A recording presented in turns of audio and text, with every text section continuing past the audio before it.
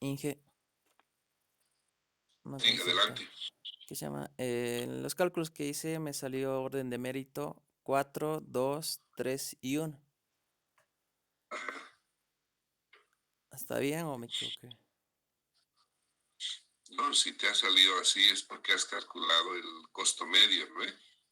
Sí, sí, exactamente. Por el costo medio le dijo. Y Ya, está bien. y al hacer el bloque B o el C, em, para hacer Cantucket me sale primero para hacer el generador 2 y es el segundo en orden de mérito. ¿Afecta en algo o no hay problema? Lo que pasa es que cuando haces el cálculo por orden de mérito, Ya, eh, lo que estás haciendo es con la potencia máxima.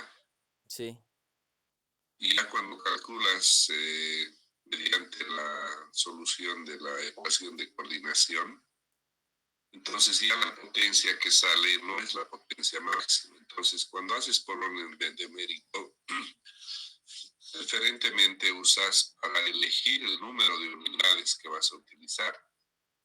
sí, exactamente.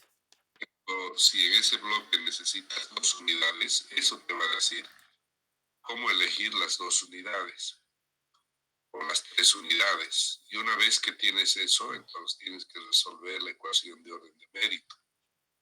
Pero cuando resuelves las ecuaciones, no todas las máquinas están con su potencia máxima. Mm, Entonces, el mérito, otra vez repito, es solo para elegir el número de máquinas que yo necesito para calcular la solución, porque imagínense, ahí tenían 4 máquinas, pero podían haber tenido 10. No pueden resolver la ecuación de coordinación con 10 máquinas cuando solo necesitan 2 o 3, ¿te das cuenta?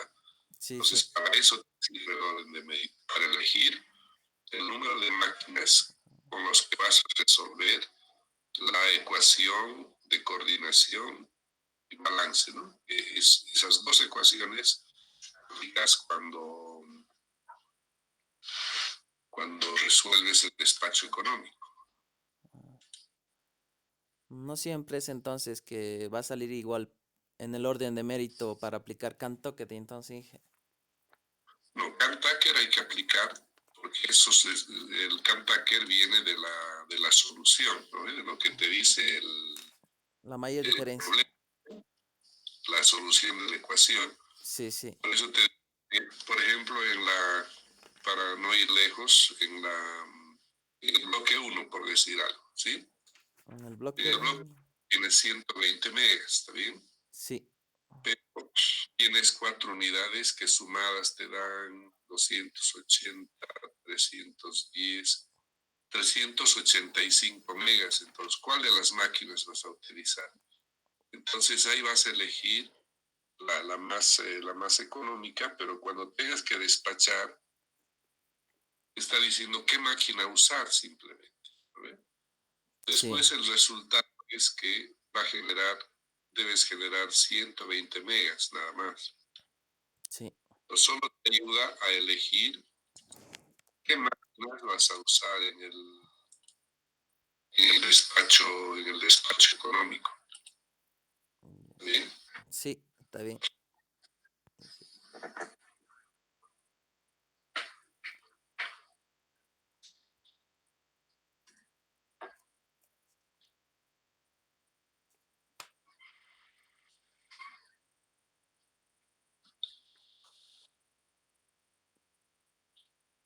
¿Tiene alguna otra consulta?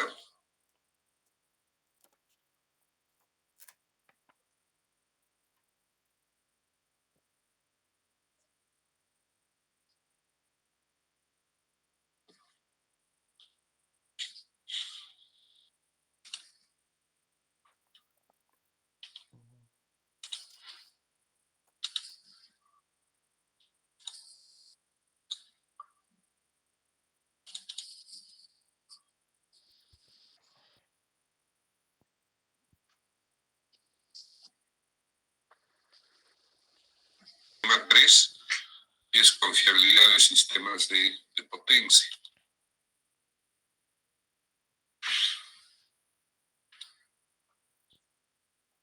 Bueno, recordando, decimos que la función básica de un sistema de potencia es satisfacer la demanda de potencia y energía del usuario. Y tiene que ser de forma segura, confiable y calidad de suministro, y tiene que ser a mínimo costo de producción y uso óptimo de los recursos energéticos. Entonces, si se fijan, este último requerimiento es lo que hemos aprendido en el capítulo 2, que es básicamente minimizar el costo de producción y hacer uso adecuado de los recursos energéticos, ¿no? Eso implica el despacho hidrotérmico. Y un poco de aquello que también conversábamos cuando hablábamos de la energía renovable, de la energía solar, ¿no? Pero el primer requisito es siempre satisfacer la demanda. Y como tal es el dato para resolver y hacer el despacho económico. Y cuando trabajemos con el tema de confiabilidad, también la principal información es la demanda que voy a abastecer, ¿no?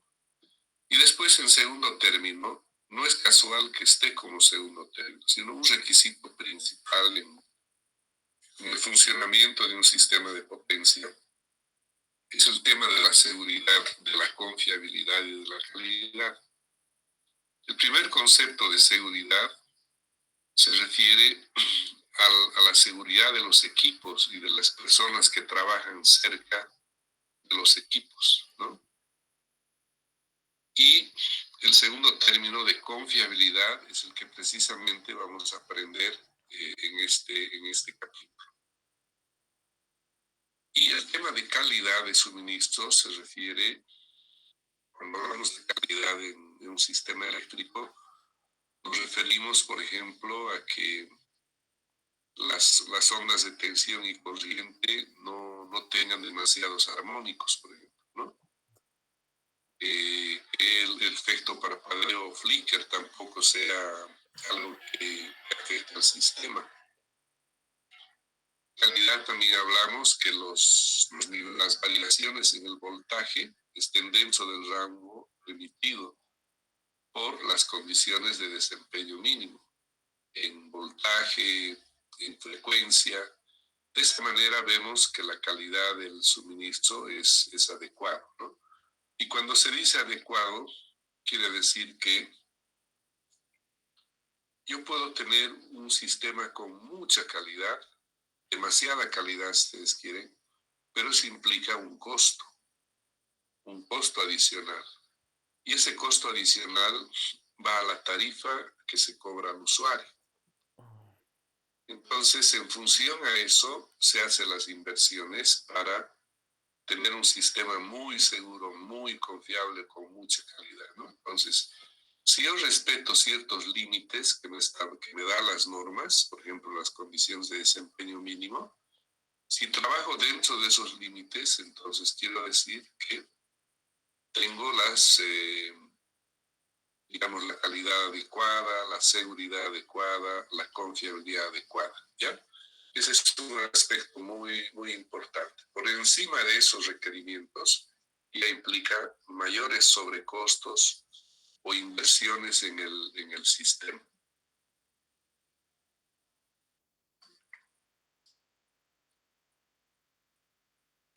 Por ejemplo, hablábamos hace un momento de los límites, ¿no? En la CDM se está definido en cuánto varía la frecuencia, cuánto varía la tensión. También sabemos que no deben superar sus límites de operación, ¿no? Las líneas y trafos pueden funcionar sin problema hasta el 100% de su capacidad. Por encima de eso ya no es posible.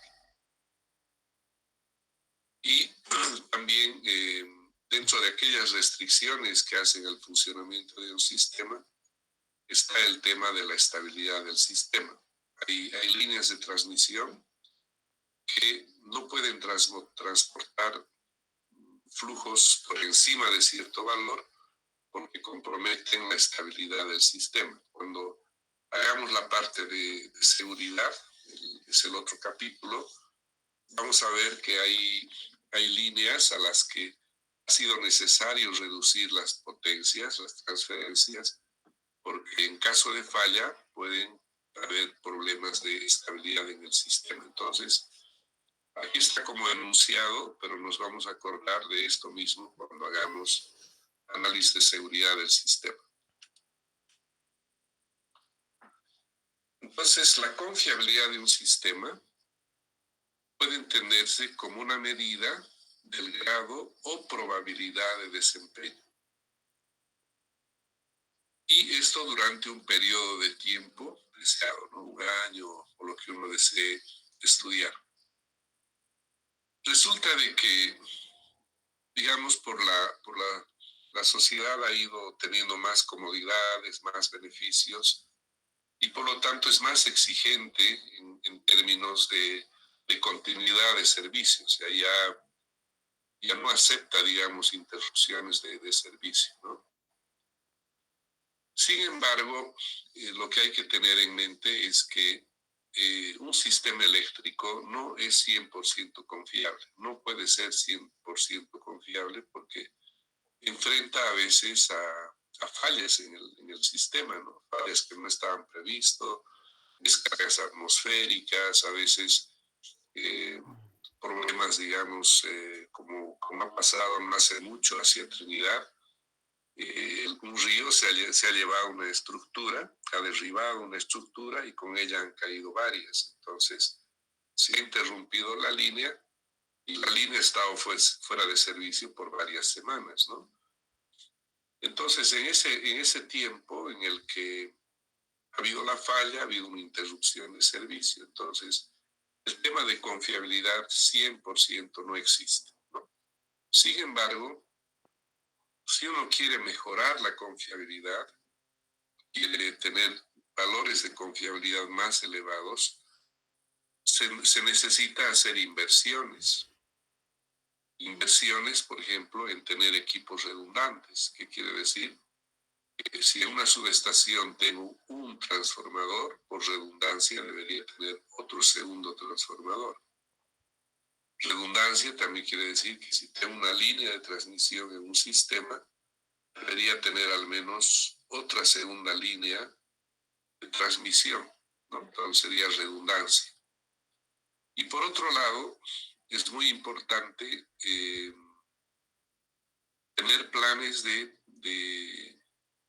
mantenimientos, ¿no?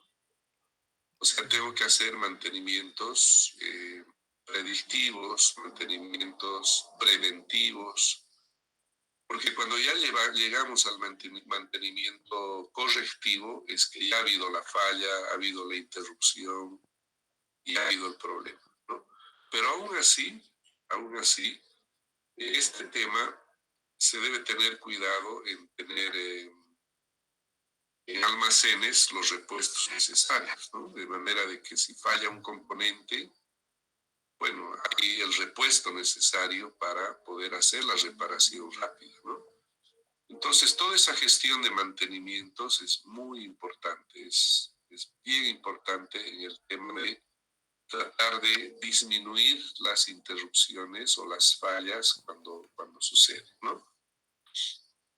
Sin embargo, el hecho de tener más redundancia, el hecho de tener repuestos en almacenes, eh, tener planes de mantenimientos, todo ello, significa que cuesta eso, ¿no? Tiene un costo. Por lo tanto, mientras mayor confiabilidad quiera, seguramente voy a necesitar hacer mayores gastos, mayores inversiones en este caso, ¿no? Y por eso se dice de que la confiabilidad y el costo mínimo son dos conceptos que se contraponen, porque si yo quiero mayor confiabilidad, entonces ya no va a ser tan costo mínimo, el costo va a subir un poco. Entonces, se dice que va a existir un sobrecosto por confiabilidad. O sea, yo voy a tener que pagar un poco más por confiabilidad. Entonces acá vamos a dibujar un poquito a nuestro sistema para que tengamos idea de cómo están. Ya lo hemos comentado un poco, pero es bueno tener en mente cómo está más o menos nuestro sistema, ¿no? Entonces aquí tenemos al área central, que son básicamente CBA, más Oruro. Aquí está el área La Paz, el área norte. Y aquí está el área Beni.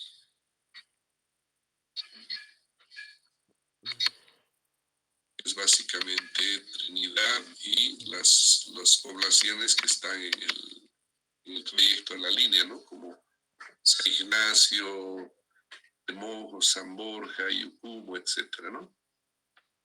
Y entre las áreas central y norte, ahorita existen dos líneas que son de 3 circuitos, ¿no? Por ejemplo, esta línea es de un solo circuito y esta línea es de doble circuito. Entonces, 3 circuitos. Y este es un solo circuito de 115 kb. Luego del área central viene al área sur, que podemos decir que es Sucre, más Potosí, y aquí está el área Tarija, digamos. Tiene un tramo, tiene doble línea, podemos decir. Aquí hay una sola línea en 230, pero hay otra línea en 115.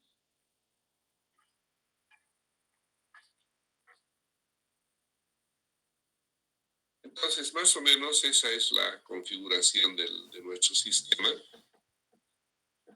Aquí en Trinidad solo tenemos motores. Aquí en La Paz tenemos generación hidro. Tenemos generación térmica también. Aquí en el área central tenemos generación térmica, generación hidro. Aquí también tenemos generación térmica, generación hidro pequeña. Y aquí tenemos generación térmica y generación hidro también, ¿no?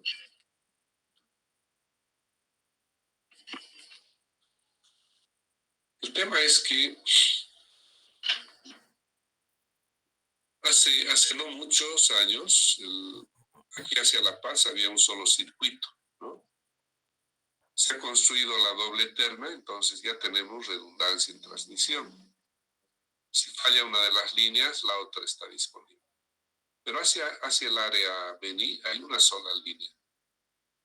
Y cuando falla esta línea, entonces puede haber problemas acá en el Beni, ¿no? Pero para poder un poco mejorar la seguridad, hay necesidad de tener aquí funcionando a los motores, ¿no? Entonces, esa necesidad de tener funcionando a los motores tiene que ver por una necesidad de confiabilidad, ¿no? Y este es con diésel, ¿no? Son motores diésel. Aquí entre el área central y el área sur hay una línea fuerte en 230 y una línea débil. Entonces, cuando falla esta línea fuerte, la línea débil no es suficiente y quedan dos sistemas grandes conectados a través de una línea y frágil, digamos, ¿no? Entonces ahí se presentan problemas de estabilidad.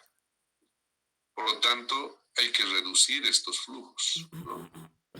Para garantizar la seguridad. ¿Cómo se reducen estos flujos? Tratando de generar más en esta área, ¿no? Y esta área que es, digamos que es Sur y Tarija, actualmente se mira prácticamente como si fuera una sola área, ¿no?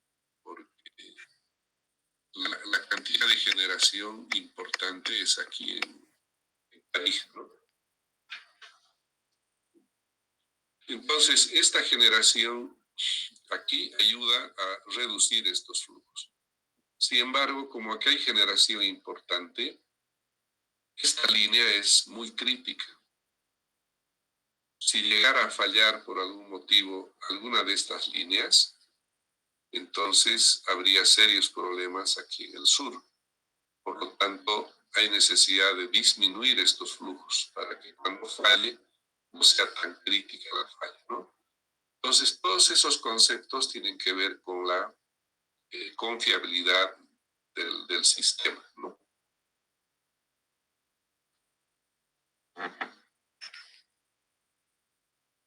Muy bien, una cosa que nos enseña, digamos,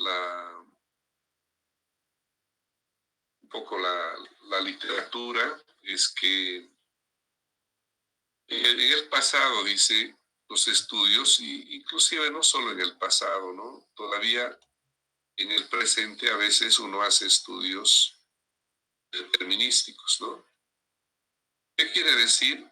Cuando es determinístico, quiere decir que uno toma en cuenta, por ejemplo, lo que les comentaba hace un momento, ¿no? O sea, de un punto de vista determinístico, uno hace análisis de fallas y ve la peor falla, ve la peor condición. Y para esa peor condición, uno trata de resolver el problema. Pero esa peor condición se puede dar, digamos, una vez cada 3 años, una vez cada 4 años, no sabemos, ¿no? Es probabilístico.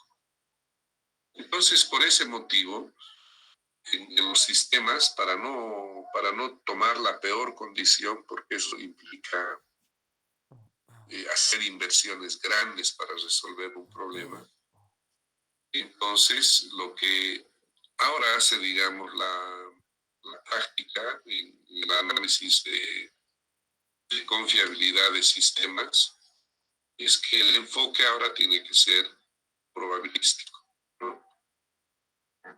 ¿Por qué? Porque, como les digo, cada componente en el sistema, sea línea, sea generador, sea transformador, tiene una historia, una estadística de fallas.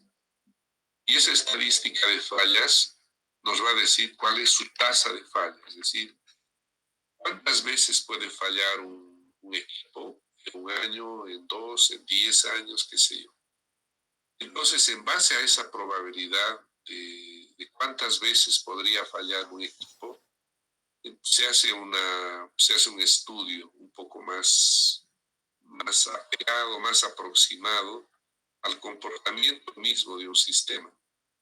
Porque ustedes saben que el comportamiento de la demanda, por ejemplo, es heurístico, no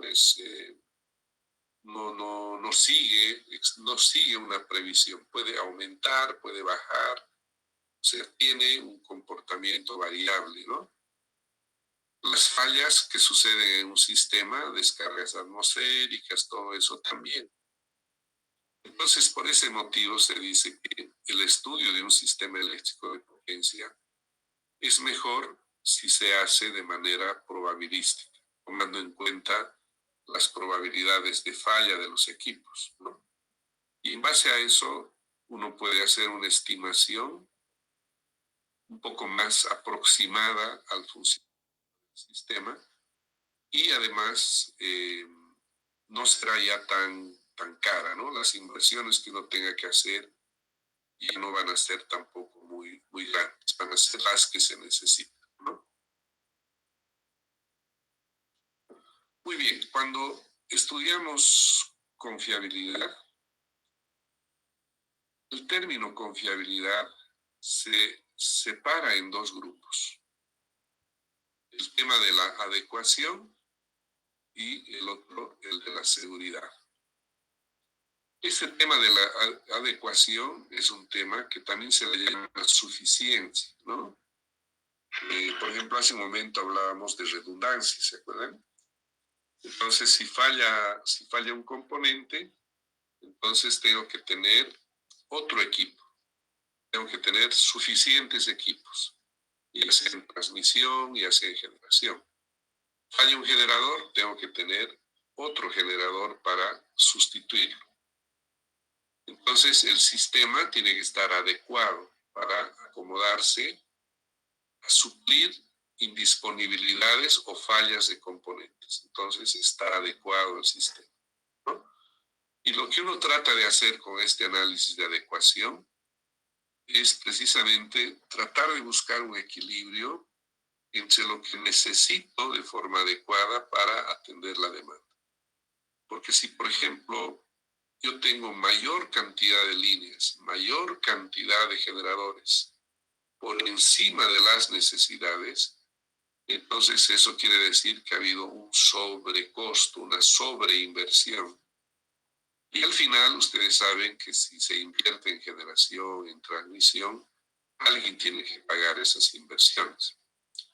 En transmisión está digamos, definido, ¿no? Que cuánto se le paga al transmisor y el transmisor tiene que demostrar que su componente, su línea, es necesario para el sistema. Y así la E le autoriza recién ingresar.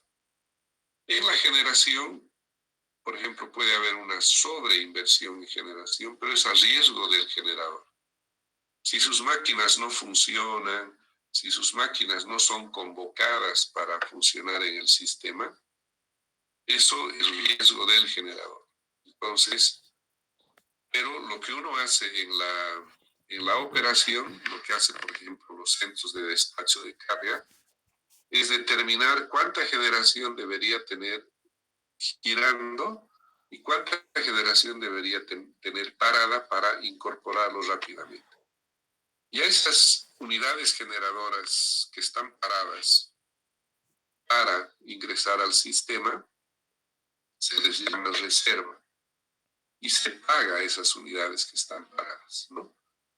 Pero si hay otras unidades generadoras que están paradas, pero no están porque son más caras o el sistema no las requiere, entonces a estas máquinas nadie les reconoce su inversión, ¿no?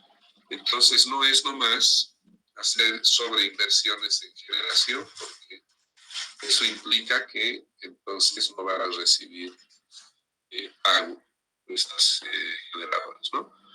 En el estudio de la programación de mediano plazo hay un tema que se llama cálculo de la potencia firme. Entonces, en este cálculo de la potencia firme se define qué unidades generadoras van a entregar potencia firme al sistema y van a ser remuneradas. Hay otras unidades que tienen la calidad de reserva fría, que si fallaran las de potencia firme, entonces las de reserva fría van a estar. Después hay otra categoría que se llaman PPGs, ¿no? Que son unidades de potencia de punta, quiere decir generadora. Que también se les paga una parte, ¿no? O sea, no se les paga todo. Pero todas ellas son las reconocidas como generación para funcionar en el sistema y se les paga por estar ahí. Si hay otras que quedan fuera, a esas ya no se les paga por potencia, ¿no? Entonces, en este tema de adecuación se trata de determinar justamente la generación suficiente, adecuada. Si yo tengo, por ejemplo,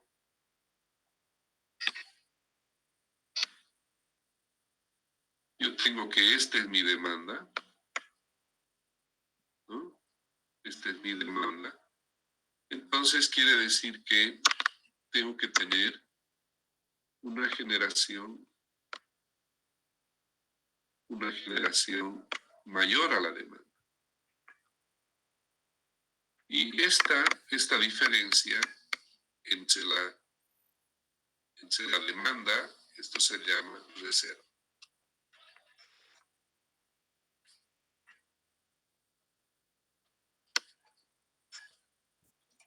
Entonces, cuando calculo la adecuación del sistema, trato de definir esta cantidad de generación. En otras palabras, trato de determinar esa reserva que me garantice la confiabilidad de funcionamiento, ¿no? Que haya suficiente generación. Y este otro concepto de seguridad del sistema, esto, digamos, se hace en esto es importante, el tema de la suficiencia. El tema de la suficiencia se mira básicamente en el largo plazo.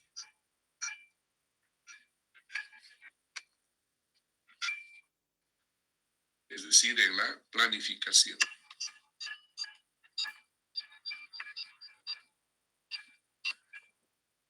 La seguridad del sistema principalmente está relacionada a que si falla algún componente en el sistema debe ser capaz de soportar la falla, ¿no?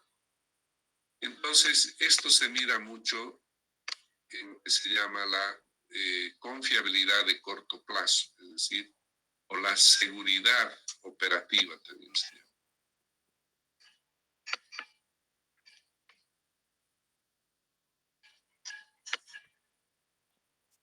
Este análisis de la adecuación es un análisis estático. Y este análisis de la seguridad es un análisis estático y dinámico. ¿Ya? Entonces, este tema de la adecuación básicamente va en el largo plazo y este tema de la seguridad va en el corto plazo, ¿no?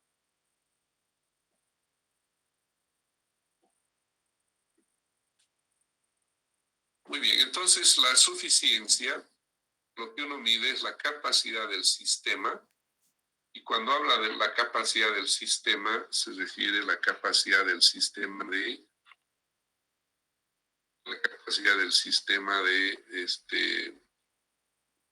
del sistema de generación y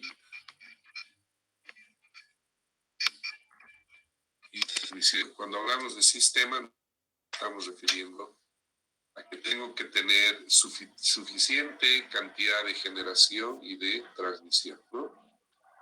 Para satisfacer la demanda con calidad requerida, considerando la salida de servicio, digamos, de componentes. Y este es básicamente un análisis estático. Y la seguridad es la capacidad del sistema para soportar perturbaciones que se producen en el sistema, como pérdida de generación o falla en transmisión, ¿no? Entonces, dentro del estudio de confiabilidad, estos dos temas son temas separados que se hacen, ¿no? Entonces, este capítulo de confiabilidad va a estar principalmente relacionado a la suficiencia o adecuación, le hemos llamado también, ¿no? También es suficiencia o adecuación.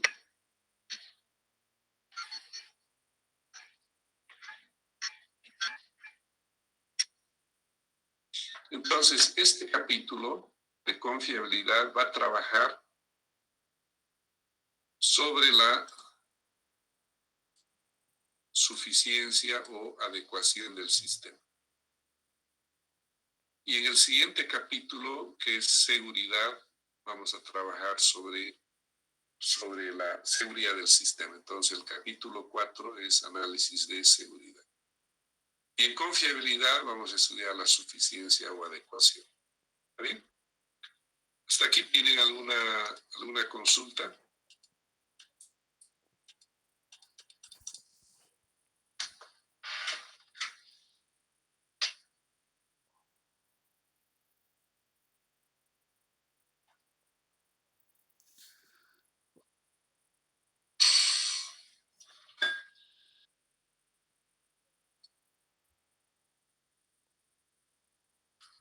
Cuando hacemos el estudio de adecuación o suficiencia, un sistema eléctrico, fíjense, está compuesto por la generación, por la transmisión y la distribución, ¿no ve? Pero normalmente lo que se hace es descomponer al sistema y, por ejemplo, primero analizar un nivel 1. Ese nivel 1 es el de la generación. Entonces, históricamente también se hace de esa manera el estudio y actualmente también se hace el estudio de esa manera, ¿no? ¿Y qué se trata de determinar cuando hacemos el estudio de adecuación o de suficiencia a nivel 1? Lo que uno trata de calcular es la reserva de generación. O sea, yo tengo que tener la generación suficiente que me permita atender la salida de unidades por mantenimiento o por falla.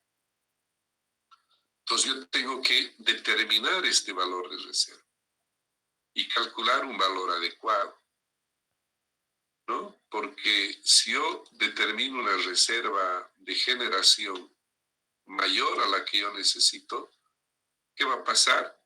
Habré hecho una sobreinversión, ¿no? Y por lo que decíamos hace rato, si un generador hace una sobreinversión, entonces nadie le reconoce su inversión, ¿no? Pues por ese motivo, el cálculo de la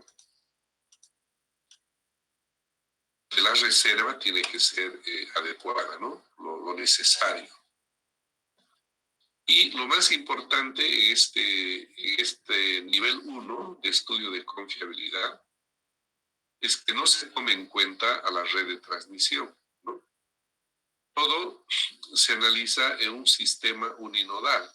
Uninodal, ya saben, es el sistema reducido donde en una misma barra está la generación y la demanda, ¿no?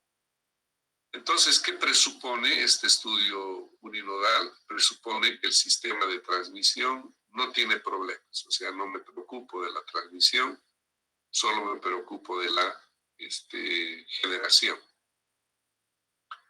El nivel 2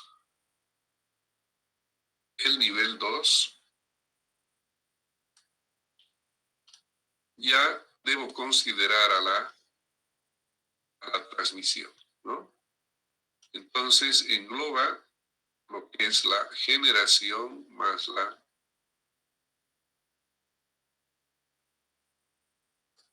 transmisión. Entonces yo necesito tener información tanto de la generación como de la transmisión. Este modelo de estudio de la confiabilidad de un sistema mixto que se llama generación-transmisión es un problema bastante más complicado que el de la generación, ¿no?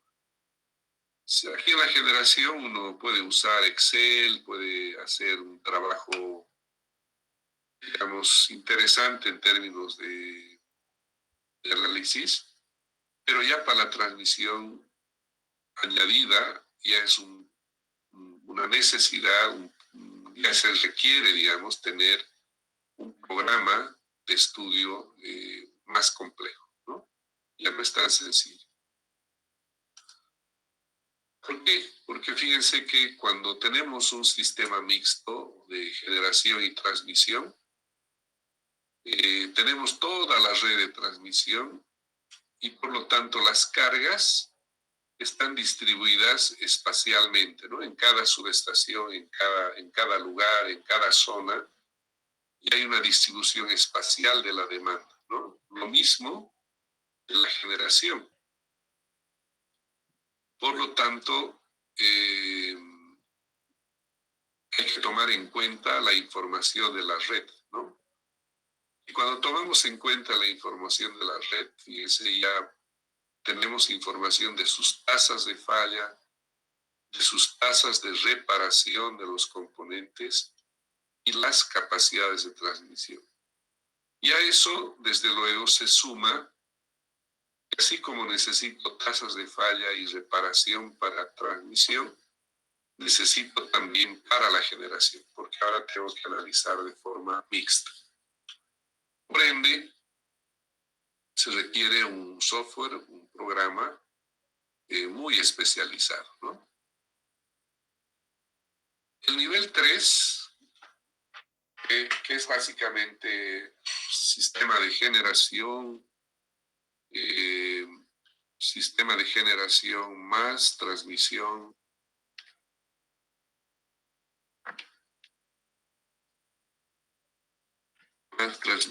más distribución. Ya digamos, es un tema muy difícil de estudiar, ¿no? Entonces, prácticamente aquí se supone que este sistema tiene la confiabilidad adecuada, ¿no? Entonces ya no me preocupo mucho de la generación y la transmisión. Solamente me encargo de la distribución, ¿no? Porque tratar de modelar, representar eso en un programa sería muy complicado realmente, ¿no? En el último estudio que se ha hecho de planificación para Bolivia, se ha utilizado se ha hecho ya un análisis mixto, ¿no? de la confiabilidad. Se ha mirado la generación y la transmisión, ¿no?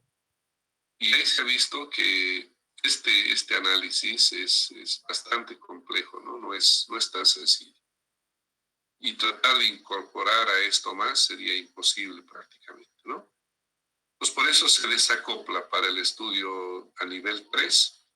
Se considera que generación y transmisión no hay problema. Y solo me ocupo de la red de distribución, ¿no? ¿Tienen consulta hasta ahí?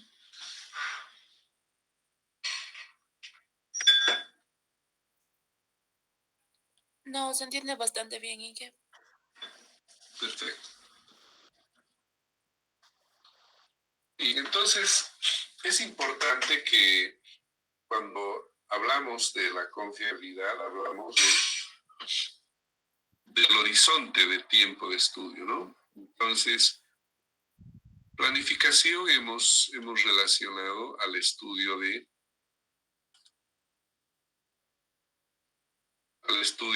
largo plazo, ¿no? Esto tiene que ver con el largo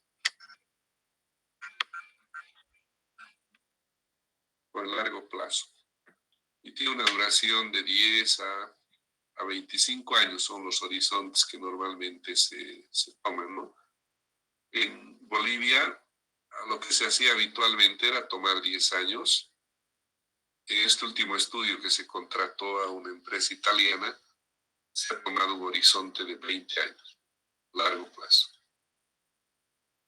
Cuando se hace este estudio, uno tiene que tener en cuenta que la proyección de la demanda tiene cierta incertidumbre, ¿no? Porque como estoy viendo en largo plazo, entonces en Bolivia, por ejemplo, si entra una industria grande, hace variar bruscamente la demanda, ¿no? Pero si no entra ese proyecto, es al revés, ¿no? Y por ese motivo se dice que hay incertidumbre en la demanda proyectada. Y por ese motivo, cuando se hace la proyección de la demanda, habitualmente un poco, digamos, para subsanar ese problema de la incertidumbre de la demanda, se hace habitualmente en 3 escenarios, ¿no? Un escenario, digamos, alto, que es muy optimista, que uno supone que va a estar muy bien la economía, y por lo tanto va a crecer la demanda, ¿no? Van a instalarse fábricas, minerías, qué sé yo, ¿no? Entonces es un escenario optimista. Hay un escenario medio, que es con el promedio actual del crecimiento de la demanda. Y hay un escenario pesimista, que por ejemplo supone que puede haber algún problema en el crecimiento de la demanda, ¿no? Por ejemplo, lo que ha sucedido recientemente, ¿no? Había una proyección de la demanda y ha aparecido el tema de la pandemia. Entonces, ¿qué ha sucedido? La demanda se ha reducido casi en 200, 300 megas, ¿no? Entonces, nadie tenía pensado en eso, ¿no? Entonces, si uno hace su proyección tomando escenario medio, escenario pesimista, en el pesimista entraría un evento como este tema de la pandemia, ¿no? Que considera una menor demanda. Entonces, con eso, ¿qué es lo que uno determina? Determina los costos de inversión y operación, ¿no? Porque no es lo mismo eh, determinar la generación y la transmisión si la demanda es alta, media o baja. Pero si uno tiene la información de la demanda, puede hacer sensibilidades. ¿Qué pasa? Yo hago mi proyección, mi estudio para la demanda media. Ya tengo mi plan de generación, mi plan de transmisión, y sobre eso hago una sensibilidad. ¿Qué pasaría si con ese plan de obras de generación y transmisión, qué pasaría si ahora la demanda es alta? ¿Soporta mi sistema de potencia? No soporta. Si es la demanda más baja, entonces seguramente algunos proyectos van a retrasarse en su ingreso, ¿no? Entonces, por eso es muy importante hacer este análisis de la demanda en tres aspectos, ¿no? Proyección optimista, media y pesimista. Y en este tema, por ejemplo, dice, determinamos la reserva de capacidad de generación, o sea, cuál es el margen de reserva que voy a tener sobre la demanda, ¿no? Lo propio, si tengo 3 escenarios de demanda, entonces voy a tener márgenes de reserva que me permitirán analizar en qué medida puedo cumplir los 3 escenarios de demanda. Y obviamente, ¿qué refuerzos necesito en el sistema, en la red, ¿no? Si entra más demanda, más generación, seguramente necesito más transmisión también.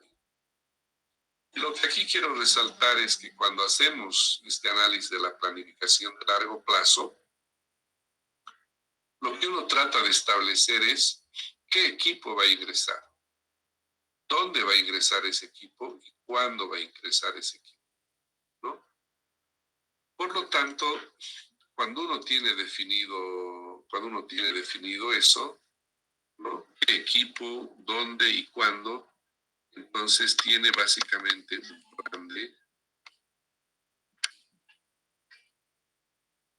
un plan de obras, ¿no? Este plan de obras dice qué equipo va a entrar, dónde va a entrar este equipo y cuándo va a entrar. Este cuándo está relacionado a un cronograma, ¿no? A un cronograma de ingreso, cuándo debe entrar este equipo. Entonces, el resultado de la planificación de largo plazo es un plan de obras. ¿Dónde entra el concepto de confiabilidad? Entra en el tema de que yo debo tener una reserva en la capacidad de generación, ¿no? O sea, ¿cuánta generación adicional debo ingresar? Y obviamente, ¿qué líneas van a ingresar al sistema? ¿Para qué? Para mantener ciertos niveles de confiabilidad, ¿no? Entonces, precisamente por eso, cuando yo hago el análisis de confiabilidad, tengo que calcular lo que se llaman unos índices de confiabilidad. Entonces, estos índices de confiabilidad me van a decir si la cantidad de generación que está entrando al sistema, la cantidad de transmisión que está entrando al sistema es suficiente. Por encima de lo que es suficiente, nuevamente les digo, es una sobreinversión. Entonces, cuando calculo estos índices de confiabilidad, tengo que tener valores de referencia, ¿no?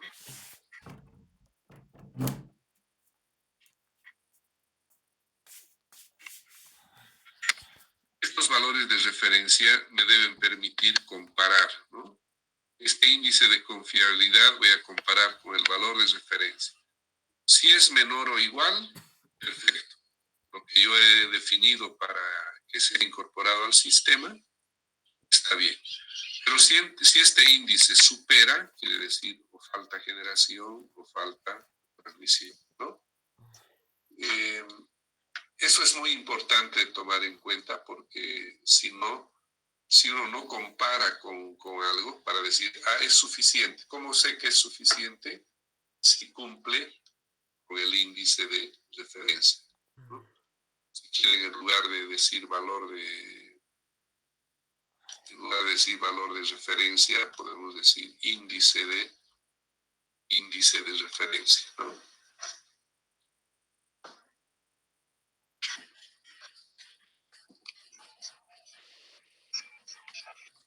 Vamos a decir un índice de referencia, ¿sí?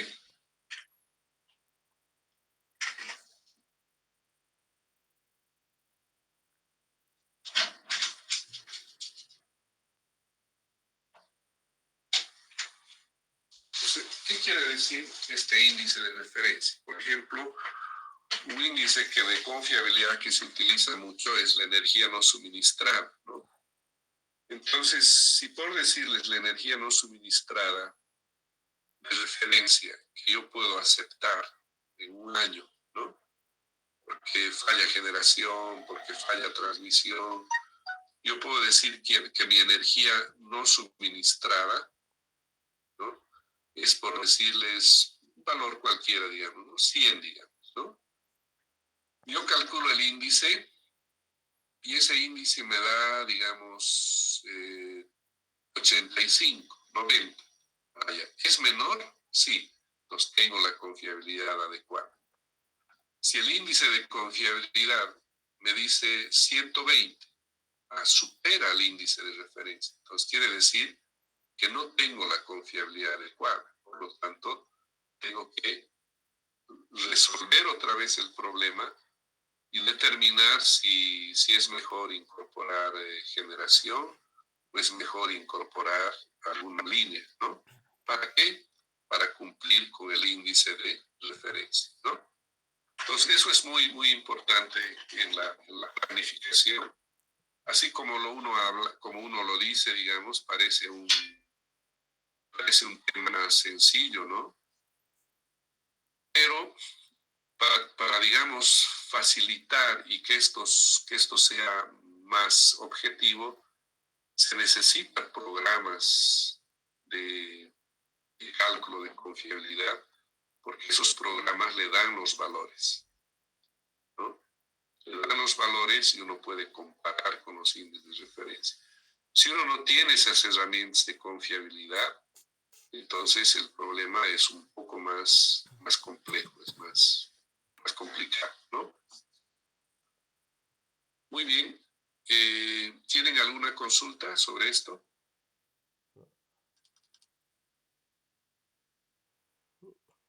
Muy bien. Entonces, el otro horizonte, este era en el largo plazo y este es en la operación. Entonces, cuando hablamos de la operación, estamos hablando de lo que es básicamente el corto.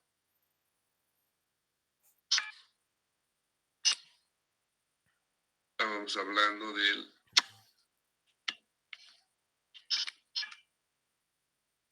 mediano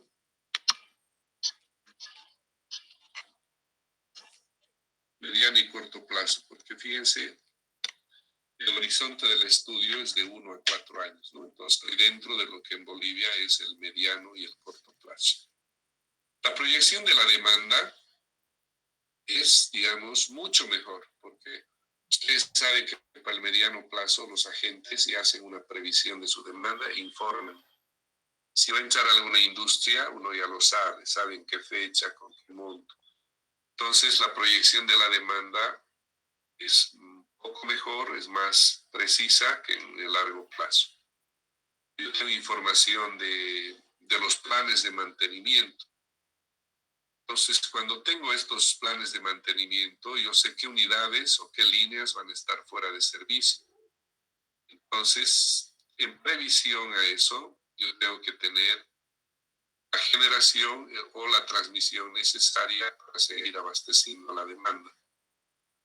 Necesito saber, ahora aquí, antes decíamos que era la reserva de capacidad, ¿no? En este caso ya hablamos de en la operación se habla de la reserva rotante. Es lo que va a estar girando en el sistema, ¿no? Y para cubrir estos mantenimientos, ¿no? Yo debo tener lo que se llama una reserva parada.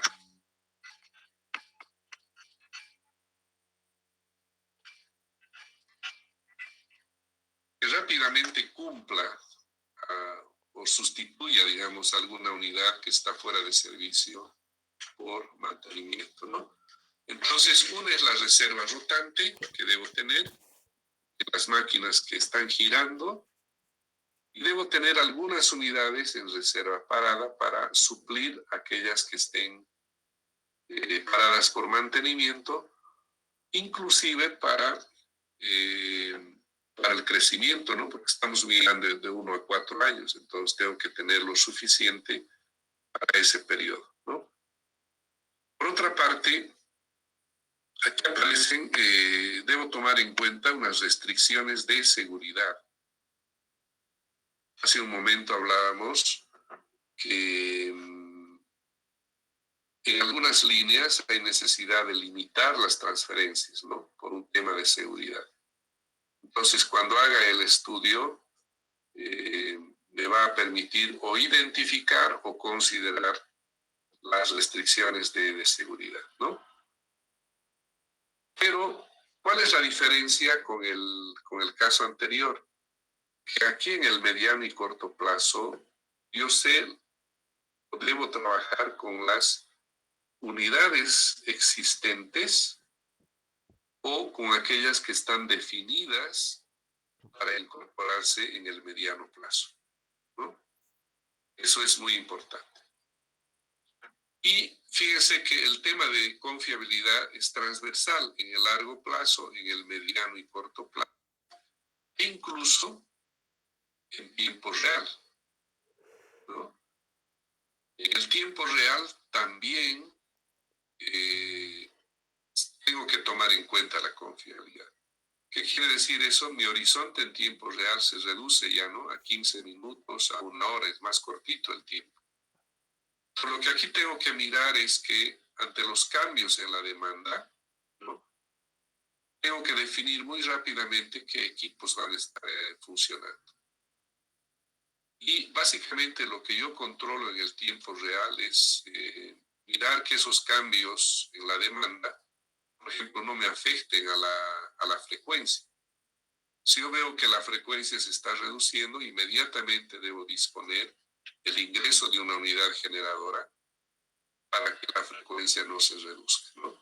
Entonces tengo que trabajar en lo que se llama la regulación primaria, ¿no? Tengo que usar la reserva rotante primaria para la regulación primaria, ¿no? Esta reserva rotante primaria para la regulación es básicamente una reacción de los reguladores de velocidades automáticas. Y cuando yo decido el ingreso de una unidad generadora, sé que va a estar disponible en los 20, 30 minutos, dependiendo del tipo de tecnología, ¿no? Pero si es regulación primaria, son los reguladores que automáticamente van a reaccionar y van a sentir que hay una reducción en la velocidad, es porque la demanda está un poco mayor que la oferta, ¿no? También en tiempo real yo tengo que supervisar los voltajes. Y si tengo problemas de voltaje bajo, ya sabemos cómo corregir, ¿no? Con potencia reactiva. Esta potencia reactiva viene de los generadores, de los bancos de capacitores, de los reactores, etc. Y obviamente cualquier variación que yo haga en generación tiene que ir con el criterio de respetar el mínimo costo, ¿no? Muy bien, entonces esto es básicamente el escenario del estudio de confiabilidad.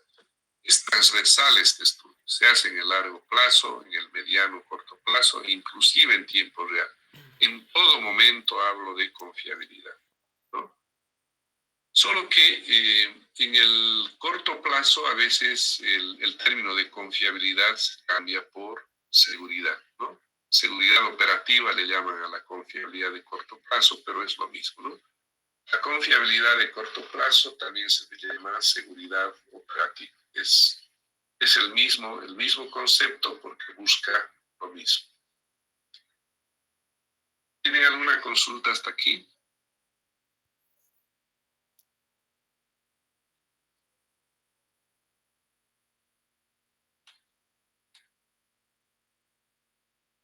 Muy bien.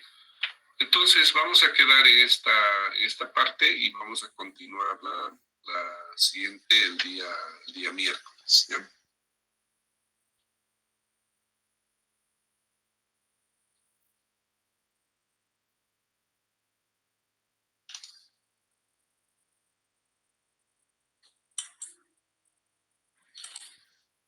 Muy bien, entonces quedamos acá y nos vemos el día